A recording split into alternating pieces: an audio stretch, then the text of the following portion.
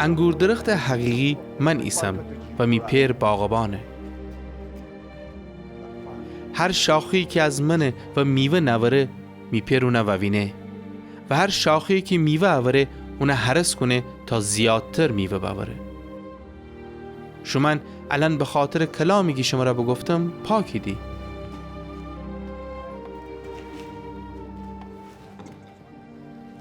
در من بمانید و منم در شما منم، چون که شاخه نتنه از خودش میوه باوره مگر اینکه در درخت بمانه. شما هم نتنید میوه باورید اگر در من نمانید. من درخت انگوریسم و شما اون شاخیانی دی. کسی که در من بمانه و منم در اون میوه زیادی آوره، چون که بدون من هیچ چی نتنیدی بکنید. اگر کسی در من نمانه مثل شاخی ایسی که اونو دور تودیدی و خشکه به. خشکه بست شاخیان رو جمع کنیدی و آتش میان تودیدی و سوزنیدی. اگر در من بمانید و می کلام در شما بمانه، هر چیزی که بخواید و درخواست بکنید برآورده به.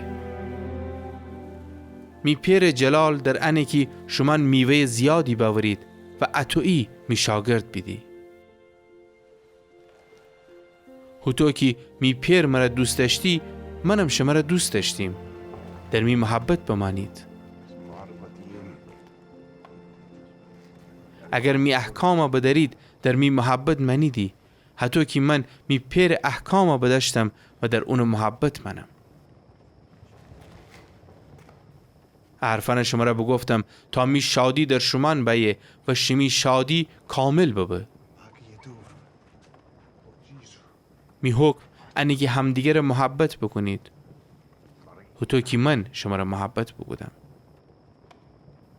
بیشتر از آن محبتی وجود نره که کسی خود جان فدای خود دوستان بکنه. می دوستان شما نیدی. اگر اون چی که شما را حکم بگودم انجام بدید. ده شما را غلام دونو خنم، چون که غلام از خود ارباب کاران خبر نره، بلکه شما را می دوست دانم، چون که هر چی که از می پیر بیشنوستم شما را از اون با خبر بگودم.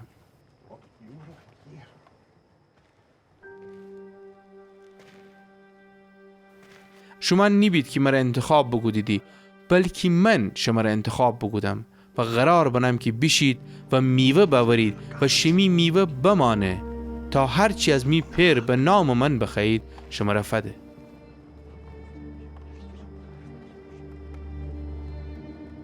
می حکم به شما انه که همدیگر محبت بکنید. اگر دنیا از شما نفرت بداره به یاد ببرید که قبل از شما از من نفرت داشتی. اگر متعلق به دنیا بید دنیا شما را مثل خوب کسان دوست داشتی، اما به دنیا تعلق نریدی.